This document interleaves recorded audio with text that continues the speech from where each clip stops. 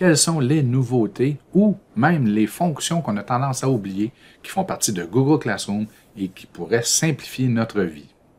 Nous allons prendre aussi quelques minutes pour aller du côté de Google Meet, de Google Chat, de Drive et de Jamboard pour voir quelles sont les nouveautés, les avantages qu'on a à tirer de l'utilisation de ces outils.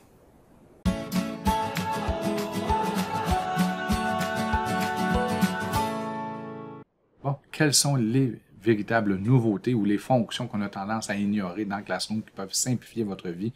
Mais on fait un tour rapide de l'interface et des points qu'on a tendance à ne pas voir ou à oublier, donc, ou les nouveautés. Donc, allons-y. Je suis présentement dans l'index de Classroom et je vous rappelle que vous avez toujours, ou les élèves aussi ont l'onglet « Affaires » où ils ont tous les travaux qu'ils ont à faire dans tous les classrooms, un résumé de tout ce qu'il y a là à faire. Ensuite, vous, en tant qu'enseignant-enseignante, vous avez aussi l'onglet « À corriger » qui vous donne un aperçu, je vais cliquer sans bouger la souris, de ce que vous avez à faire. Donc, des travaux que vous avez attribués, des travaux qui vous ont été remis et de ce que vous avez de noté, de corriger. Donc, et on pourrait faire un exemple, pas sûr que c'est une bonne idée, mais quand même, et voilà. Donc, c'est fait. Vous avez votre onglet à corriger. Et vous avez l'agenda de tous vos classrooms, même si on a tendance à ne pas vraiment utiliser cette fonctionnalité-là. Je vous rappelle que ici, dans le plus, si vous êtes un élève, vous n'avez que rejoindre le cours et créer un cours si vous êtes considéré comme étant un enseignant-enseignante Classroom. Si jamais vous ne voyez pas l'option créer un cours, alors vous devez demander de vous ajouter à la communauté enseignant-enseignante Classroom. Vous pouvez écrire à récitsamar@cssamar.qc.ca ou encore à récitsamar à csssamar.gouv.qc.ca. D'accord? Donc, allons-y maintenant avec l'interface à l'intérieur même du Classroom. Peu de changements, mais il y en a eu. Le plus notable étant qu'il n'y a plus de lien ici. Le tout petit lien avec la miniature caméra qu'on retrouvait en bas à gauche du bandeau. Maintenant, ça a été remplacé par la boîte ici. Donc, lorsque vous désirez avoir un lien Meet d'activer, lorsque vous l'avez activé, l'élève, tout ce qu'il aura à faire pour venir vous rejoindre dans votre période, c'est de cliquer sur « Partager » et le tour est joué. D'accord? On partage la réunion. Je vais fermer parce que je ne veux pas distorsionner l'audio. C'est ce qui arrive lorsqu'on ouvre le micro à plusieurs endroits différents. Donc, pour les élèves, pour venir vous rejoindre à votre cours, ils ouvrent Classroom, cliquent sur la tuile, votre tuile, cliquent sur participer et ils sont rendus en rencontre avec vous. Et là, la nouveauté, c'est que vous n'avez plus à faire la course avec vos élèves ou à planifier dans l'agenda. Il y a par défaut une salle d'attente, donc la porte du local est toujours barrée. Donc, même si vos élèves arrivent une demi-heure avant vous, ils vont attendre dans le corridor, ils vont attendre que vous arriviez avec la clé pour ouvrir la salle de classe et pouvoir aller à la période. Donc, c'est la grande nouveauté. Le bouton qui est ici, maintenant, il est protégé. Vous n'avez plus à le dissimuler ou à le remettre à la vue pour permettre aux élèves d'accéder ou non au cours, à la rencontre.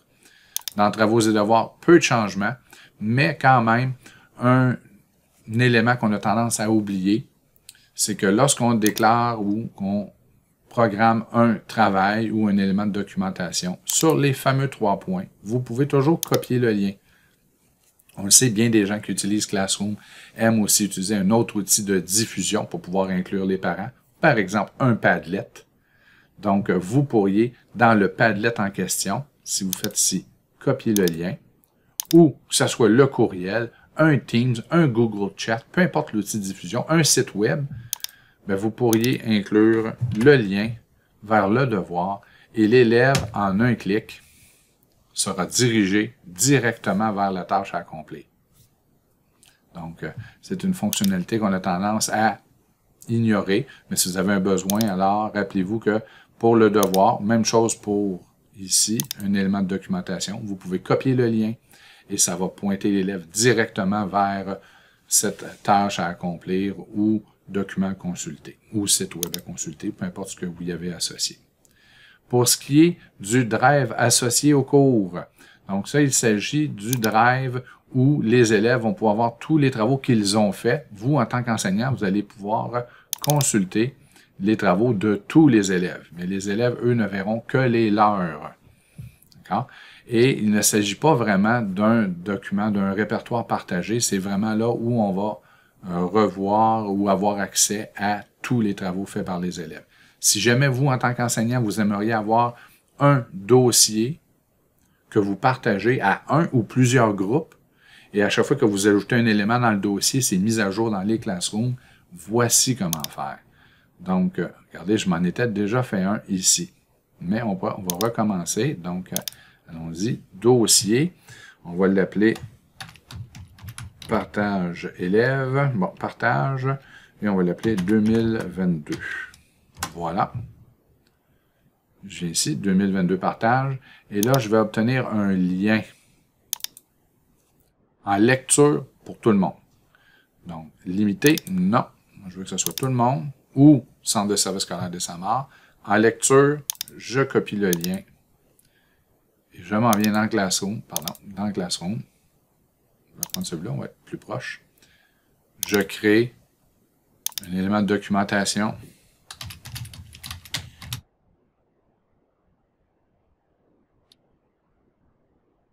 Dossier partagé pour 2022. Et j'ajoute le lien que je viens de copier. Et là, je pourrais faire ceci à un groupe ou je pourrais avoir le même dossier envoyé à plusieurs groupes. Ça, c'est vraiment intéressant. Donc, vous savez, une ressource que vous allez partager à tous vos élèves, si vous êtes spécialiste en musique, à ce moment-là, vous pouvez le faire ici. Et dans tous les classrooms, tous vos élèves vont avoir accès à un dossier partagé pour 2022. Et vous, lorsque vous désirez ajouter quelque chose, allez, c'est ici, vous ajoutez le document ici et tous vos élèves de tous vos classrooms vont y avoir accès. Et c'est à vous de décider si vous voulez qu'il y ait accès en lecture seulement ou qu'ils puissent le modifier. Votre choix. Donc, c'est une autre fonctionnalité qu'on a tendance à oublier, mais ça fonctionne vraiment bien. Les participants, peu de changements. C'est ici que vous pouvez inviter ou non les représentants légaux. Si jamais vous ne voyez pas l'option, c'est soit que vous l'avez désactivé ici, ou encore que vous n'êtes pas considéré comme un enseignant, vous n'avez pas encore été validé comme enseignant-enseignante dans Classroom. Si ça n'apparaît pas ici, attendez quelques heures, peut-être quelques jours, et vous pourrez le faire. D'accord? Donc, le tour est joué pour l'interface de Classroom. Au niveau de la configuration, peu de changements. Puis le changement principal, c'est une plateforme mature, donc il y en a quand même peu. Le changement principal, c'est vraiment l'accès à la visioconférence à partir de la boîte ici. Donc, c'est clic-pouf. Un clic, puis on est rendu en visio. Vous pouvez toujours personnaliser votre bandeau, changer le nom du Classroom par la roue d'engrenage, ajouter des emojis. Oui, vous pouvez faire ça. C'est vraiment aidant pour les non-lecteurs. Maintenant, allons du côté de Google Chat. Parce que dans Classroom, on peut quand même publier des annonces. Donc, vous avez le choix que les élèves puissent écrire faire des annonces ou que ce soit uniquement les enseignants. Et ensuite, vous pouvez cibler un ou plusieurs groupes et vous pouvez même décider des élèves qui seront ciblés par l'annonce. Vous inscrivez l'annonce. Voilà. Vous pouvez y ajouter un fichier de votre Google Disk, Google Drive, pardon, de votre ordinateur. Ajouter un lien vers un site web, par exemple, une ressource web, ou encore ajouter une vidéo YouTube. On publie ou vous pouvez programmer à l'avance des annonces. Donc, vous pourriez faire vos annonces pour Joyeux Noël, Bonne Saint-Valentin, des anniversaires de naissance à l'avance. Et au moment donné, au moment désiré, ils seront programmés. Donc, ils seront publiés. Allons-y, on publie et on a une annonce de fait. Mais pour communiquer entre eux, les élèves, on ne désire pas vraiment qu'ils passent par le flux. Alors, si vous désirez, vous pouvez les introduire à Google Chat. Et là, dans Google Chat, vous allez voir, ça ressemble étrangement à Teams. Eh oui, hein, on peut laisser Chat ouvert d'un côté et Classroom de l'autre. Et ça fonctionne très bien. Allez, si je suis capable de faire disparaître ma boîte, là. Mais vous pouvez voir, j'ai mon Classroom ici, mon Google Chat ici. Je vais l'en mettre à pleine grandeur. La première fois que vous allez l'utiliser, on peut même vous offrir d'installer l'application. qu'on va ajouter à votre ordinateur. Vous avez un petit module d'application. Et la même application peut être installée à un Chromebook. Et c'est ici, je choisis Google Chat. Bonjour. Et c'est là que je peux clavarder avec une personne ou plusieurs personnes. Donc, on peut même avoir des boîtes un peu à la Messenger ici avec nos discussions, nos clavardages qui sont en cours. Vous avez plusieurs personnes et vous pouvez, ça c'est au niveau de la discussion. Regardez, on a ici, on peut faire une discussion de groupe si on le désire, ou de sous-groupe. Donc, si vous désirez travailler en sous-groupe avec vos élèves, vous n'avez pas à créer des breakout rooms. Vous pouvez tout simplement, lors d'une période, leur dire « On met fin à la rencontre maintenant, allez travailler dans Google Chat, en équipe ou seul si vous le désirez, ils pourront le faire. » Donc, si je m'en viens ici avec élève CS1 et que je désirais travailler avec élève CS1 sur un document quelconque, ben, je pourrais tout simplement cliquer sur le plus, choisir le fichier en question. Dans quelques secondes. Par exemple, un Jamboard. J'insère et on travaille ensemble. J'envoie. On pourrait envoyer des emojis, des GIFs, télécharger un fichier directement de l'ordinateur, même faire une visio à partir de là. D'accord? Je ne veux pas remplacer, là, je vais envoyer le document. Là. Mais on pourrait même partir la visio à partir d'ici. Et voilà. Si on veut travailler maintenant en collaboration dans le Jamboard, mais on le fait à partir d'ici. Quand c'est terminé, on ferme et le tour est joué. Et après les 20 minutes de travail en équipe, ben on retourne à Classroom. On est juste à un clic. Puis on retourne en visio. Attendez, je vais l'agrandir, ça va aller mieux. Je clique participer, puis je retourne en visio, je continue mon cours. Donc, Google Chat est un outil très puissant et même pour vous, vous pouvez vous créer des espaces. Donc, un espace, là, c'est un endroit dédié où il n'y aura pas que du clavardage. On va le faire. Regardez, on crée un espace. Donc, vous, en tant qu'enseignant, vous pourriez créer groupe 201, par exemple, inscrire les adresses courriels de vos élèves. Vous pouvez aller dans GPI Internet, liste à carreaux avec les adresses courriels. Vous faites un copier-coller de toutes les adresses courriels. Vous faites coller ici. C'est pas ça. D'accord? Donc, vous faites une liste à carreaux dans GPI. Vous sélectionnez toutes les adresses courriels. Vous les copiez là. Et tous vos élèves sont ajoutés au groupe 201. Voilà. Et que vous avez maintenant un endroit à l'extérieur de Classroom, accessible 24 heures sur 24 pour vos élèves, où ils peuvent clavarder, où ils peuvent partager des fichiers, s'attribuer des tâches, d'accord? Et vous pouvez garder un œil sur ce qui se passe là. Et pour leur partager le lien, vous n'avez qu'à vous rendre dans le groupe 201. On prend la ligne d'adresse qui est ici, je la copie et je l'ajoute ici. Google Chat, c'est un espace ou un salon, avant c'était l'ancien nom, où je peux même simplement ajouter le lien ici. Je publie et maintenant vos élèves, en un clic, se diriger dans leur endroit de partage. Donc, ils vont pouvoir partager ici autant qu'ils veulent sans polluer l'espace de la classe ici. Donc, ils vont pouvoir travailler avec le groupe en entier, poser des questions. Ils peuvent travailler en individuel ou à 2, à 3. C'est comme vous le désirez, ils peuvent le faire. Ils peuvent même démarrer des réunions à partir d'ici, visioconférence, sans planifier des réunions. Donc, c'est un outil vraiment de partage, de communication. Et vous pouvez changer votre statut ici, mais faites-en pas, il va s'adapter à votre Google Agenda. D'accord? Vous avez les rubriques d'aide à ne pas oublier et la configuration. Je vais revenir maintenant à Classroom en passant dans Classroom lorsque vous avez besoin d'aide. Les points d'interrogation qui sont ici, c'est vraiment merveilleux. Vous avez des rubriques d'aide qui sont très bien traduits, en tout cas pour la majorité, et qui peuvent être vraiment efficaces. Dans les outils qu'on associe aussi à Classroom, donc vous avez Classroom, les onglets principaux. On a vu Google Chat qui peut être très pratique, Google Drive pour le partage et le stockage de fichiers, mais évidemment Google Meet.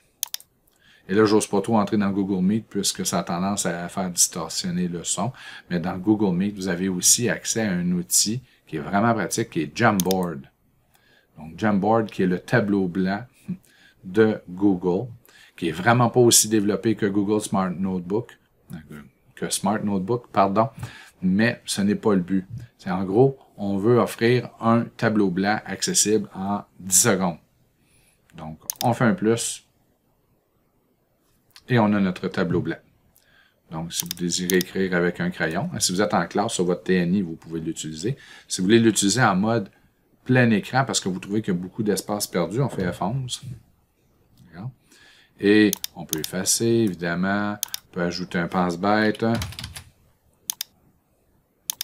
On peut ajouter des photographies, que ce soit du web ou de l'ordinateur, des formes, des ondes de texte, et on a même un pointeur laser. Donc, vous avez différentes vignettes ou diapositives que vous pouvez ajouter, supprimer. On clique ici. Attendez, il ne faut pas bouger la souris.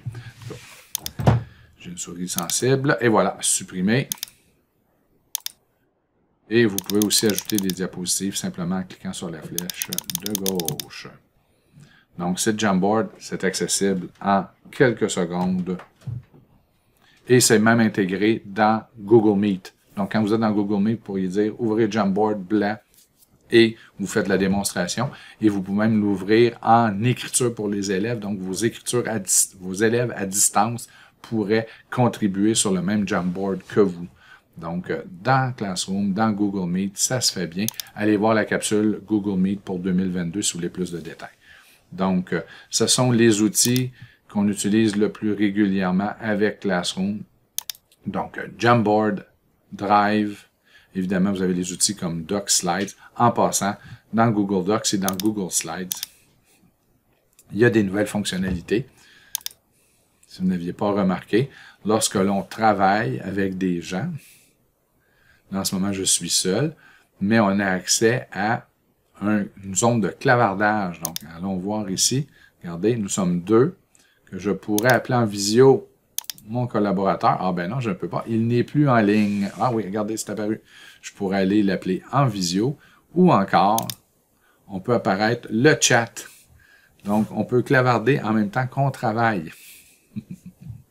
Une autre option intéressante. Donc, mais vous savez qu'on peut faire, grosso modo, la même chose dans le chat. Et là, je reviens, je saute du coq à l'âne. Mais dans le chat, on peut faire la même chose lorsque je travaille ici avec quelqu'un ou un document.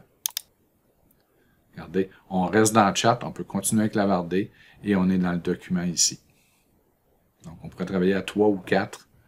Donc, on voit nos commentaires qu'on écrit en clavardage. Et vous avez le document ici qui est à droite.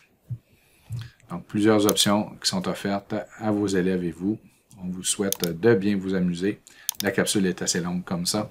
Donc, les principales fonctionnalités, l'accès à la visio ici, clic pouf. Vous êtes toujours en tant qu'enseignant-enseignante première. Et évidemment, Google Meet est toujours aussi facile à utiliser.